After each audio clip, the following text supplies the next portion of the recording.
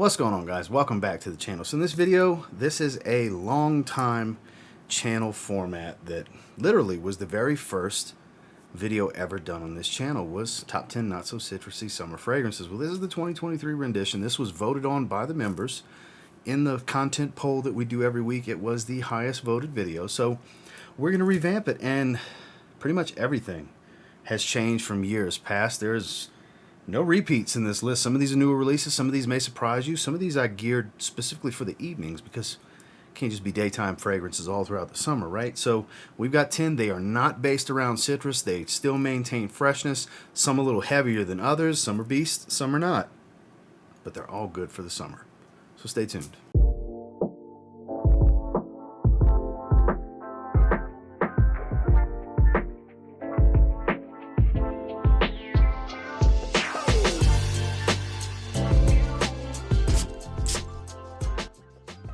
This first one is underappreciated. It gets overshadowed by its eau de parfum and intense flanker. This is Kenzo Homme Eau de Toilette. This is the repackaging, probably 2021. This is piney green, a little powdery. It's got a little bit of this watermelon aquatic tone. It's this calypso note. No real citrus to it, but it's very fresh, very aquatic. And like I said, a little piney green. I do like that about it. Very different, very different. I don't have any other fragrances that smell like this. Understated for how well it performs. It falls in the 6 to 8 hour range in longevity on my skin. It is a slightly green aquatic. Slightly green and powdery aquatic is how you can look at it.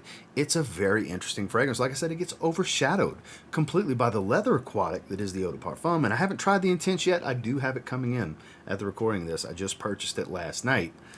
So we'll be seeing how good that one is. I keep hearing how good it is, but I gotta say I've been impressed with the Kenzo Homme line, and I do believe this one's worth checking out regardless of how good the others are. It's understated just how enjoyable this one is and just how different it is for the summertime. Again, that's Kenzo Homme Eau de Toilette. Some violet leaf, ozonic, slightly aquatic freshness, green and aromatic, dense woods. New release, Mont Blanc Explorer Platinum. I'm a big fan of this one. I recently did a full review on it. It's a little heavier than some may think. It's not the lightest and airiest freshie in the world, but this is a year-round scent. Absolutely works totally fine in the summertime. Great daytime wear, great work scent for sure. Very woodsy. It's a woody aromatic through and through. Based around, I believe, clary sage or something like that, sage note of some kind. Like I said, the violet leaf definitely stands out and adds that freshness at the top, but it's very much a cedar wood bomb. Very woodsy, but not super sharp. I would say a little bit of a Play-Doh feel. Still has just enough freshness to where I think this works fine, even if it's super hot and humid outside. As long as you're not hanging out outside all day long, maybe not the absolute best choice, but if you're in and out, or mostly inside during the day, I think this works great year-round, even so in the summer, and it completely lacks citrus. There's no citrus to be found about this, but it still manages to have some inherent freshness. It dresses up very well also. It's a new release, Mont Blanc Explorer Platinum. Now this one has a little touch of citrus, but it is definitely not the dominating factor here. This is a soapy fig. It's very watery and aquatic. It's a very juicy, slightly fruity type of feel, much more than it is citric in any way. It is Molinard's Figue. This is great for the summertime. Obviously you have to like fig. It's based around fig. It's a very soapy, juicy fig. I think the reason it's so intensified with the juiciness is the black currant, that tart fruitiness that kind of dominates the top of this fragrance, mixed with the sea notes, that aquatic marine feel, the wateriness kind of enhances everything. This is such a good one. And you can get it for such a good price. Not going to win any performance awards. I get about 5 to 6 hours in longevity on my skin. I've heard people say they get a little less, but anywhere from 3 to 6 hours. Your skin's going to dictate that type of stuff. You are the variable, as my friend Justin likes to say, because it's true. This is worth checking out. This is my favorite fig fragrance, and I've gotten quite a few at this point. I think the aquatic nature of this and that just slightly different hue that the black currant brings to a fig fragrance mixed with sea notes of all things, it's an odd concoction that is extremely enjoyable, and obviously it shines in the summertime. That's why we're talking about it in this video. Definitely worth checking out. Affordable niche at its finest right here. Molinard Figue. Now this is one that you can't just get. There was a time in recent years when it was popping up at Burlington for 20 bucks for a 4.2 ounce. And it's kind of stopped me from getting the original because it's basically a fresher version of it. This is Jean-Paul Gaultier's Le Male Summer 2013. This is green, minty, and fresh. Still has the lavender and the vanilla. It's the base DNA, but fresher and greener. There's some green notes, and like I said, the mint's intensified here. Very much, I guess people will say, a watered down version because it's so much fresher, but I think this one absolutely works. Now, this is going to be a little sweeter than some like for the summertime, but if you're used to sweet aquatics, you'll have no issue because the vanilla is still a prominent player here, but there's a lot of fresh greenery to the top that really brighten the opening of this fragrance up. Like I said, a little bit of sweet, creamy, powdery vanilla as it dries. The lavender here is not super cloying. It does add an aromatic, slightly soapy tone to it, and performance is actually better than written reviews on the internet will lead you to believe, because that's been my experience anyways. I'm not speaking on behalf of everyone. I'm speaking on behalf of my experience and my skin. This is about 6 hours of life on skin with a solid 1.5 to 2 hours of some pretty good projection. If you can find this one for a decent price, it is fresher Le Male. Not a must-have. I get it. It's kind of strange. I typically don't put the hard-to-get discontinued fragrances in lists like this, but this one suits the topic so well, and it's been a long time since I've kind of really talked about it and shed a little spotlight on it, that I felt this was the right video. So if you have it, dust your bottle off. This might be the year to start spraying it again. It's Le Male Summer 2013. Now, fans of Amouage Beach Hut Man will like the style of this fragrance. A lot of galbanum, mint, greenery. It's oddly fresh. When you see the note breakdown, you may not think summer, but when you smell it, like I said, it's in the realm of Amouage's Beach Hut Man. Very minty green, herbal, and woodsy. Just works in the heat.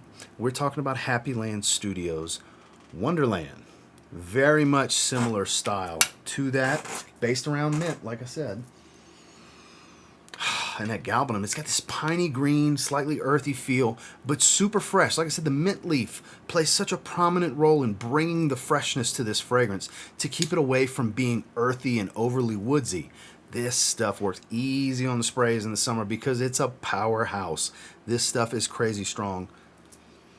It is really engulfing the airspace around me because it's very strong. But like I said, if you want basically Beach Hut Man on a budget, well, I wouldn't call it a one-to-one clone or anything. You can tell there's some inspiration taken here because it definitely walks a similar path to Beach Hut Man. So let's say you've tried that one in the past and you just can't fathom spending the money. You're going to get the level of performance, similar quality, maybe not on the exact same tier of quality as the Amouage, but minty green freshness, it's what can be expected. No citrus to be found. Definitely suits the video topic perfectly, and I felt it was the ideal fragrance to feature from the house because there's a few from Happyland that I think really fit the not-so-citrusy summer fragrance theme. Not as many as I would like there to be, but there's a few, and I think this one stood tall above the rest. If you like mint, you like woods, you like green notes, you'll like Wunderland from Happyland. Now this smells kind of like a more floral take on Invictus Aqua in some ways. It will remind you a little bit of that. If Invictus Aqua puts you ankle deep in the water by the beach, this is kind of like walking through the garden across the street from the beach. This is Rasasi, Nafaeis al Shaghaf pour homme.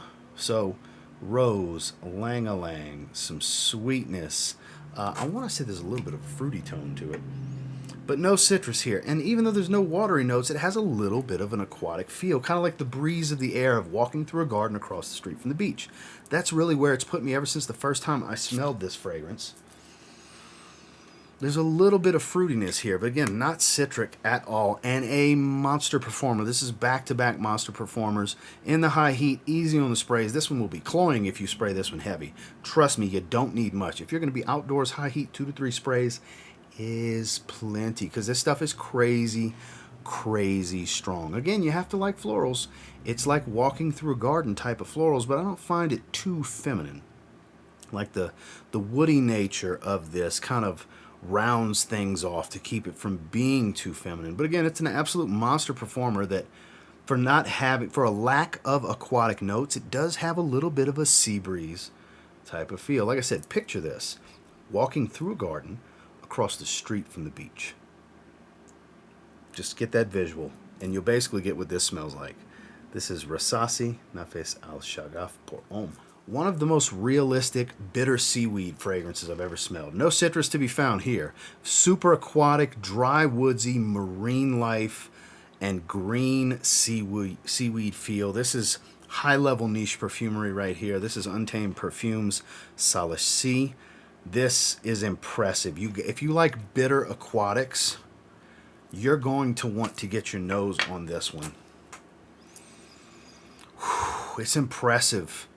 Has that kelp, strong kelp smell to it. Authentic. The quality of oils used here are second to none. It's very photorealistic, like washed up seaweed on a waterlogged piece of wood by the beach, like next to the pier. That level. If you like saltwater bitter aquatics, like I said, kelp heavy, very much a seaweed fragrance. You need to check this out. It's overwhelmingly strong too. You don't need much. These are pure parfums. These are high oil concentration with super high quality raw materials. Like I said, you got to know what you're walking into here.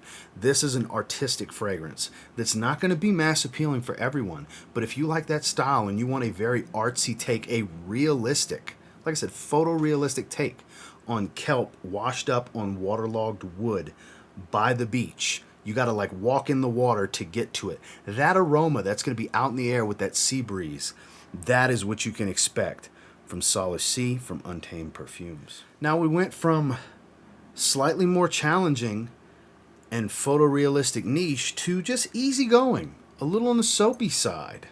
This starts off with a little bit of the Armani Code DNA and dries down to pretty much Prada L'Homme. Recent pickup of mine, Davidoff The Game. Big fan of this one. Has the coumarin smell, even though tonka bean's not listed in here. The iris is on the soapy, soft, powdery side. It's fresh enough. I literally wore it a couple of days ago, and it's been in the 80-degree range over here, which I know is not crazy hot for some of you.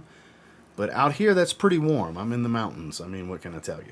This is good stuff, though. Such a great fragrance. There's freshness here. It's bright, it's fresh, it's soapy and aromatic, lacks the citrus.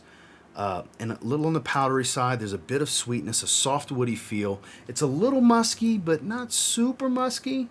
It depends on your skin, really. There's a little bit of a musky tone, though. You can find this one for around 25 bucks. Performance is in that average realm, but it really impressed me. This is easily one of the most enjoyable, best cheap blind buys I've picked up at the rack store this year. I was very impressed by this one. They are showing up at TJ Maxx's, guys, if you're interested in looking at this one. And you want something that's definitely a not-so-citrusy summer fragrance that's not too sweet, not too powdery, leans more on the soapy side the way the iris is done here. Like I said, it starts to dry into the Prada L'Homme DNA without all the spice. And it even starts off a little bit like Armani Code. I get that tonka bean smell. This is some good stuff. This is Davidoff The Game.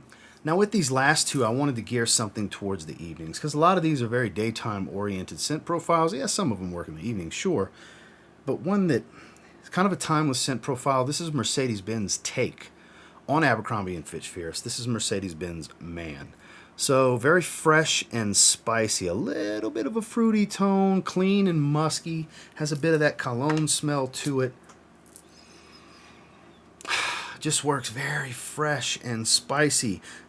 Will it work during the day? Sure, but I think it shines better in evening situations. This is very attractive. My wife is such a fan of this specific bottle that when I first got it and I let her smell it, she asked for the bottle and sprayed herself. Clear men's scent profile, but hey, you like what you like. Smells great on her. This is in the same vein of Abercrombie & Fitch Fierce. It is a little bit more on the spices, but it's still super, super fresh, very breezy and aromatic, light and airy fragrance. Doesn't wear heavy, but I think it does gear more towards the evening. All of that freshness is here. Like I said, very fresh, spicy dominance, the main accord that you're going to get here, but you're not going to find a bunch of citrus, that's for sure. And performance is kind of in that average range, 6-hour type of stuff, which is plenty for me in the evenings, but I think this one dresses up just as well as it dresses down. A nice casual night out on up to a semi-formal dinner date. This stuff will definitely work in the summer.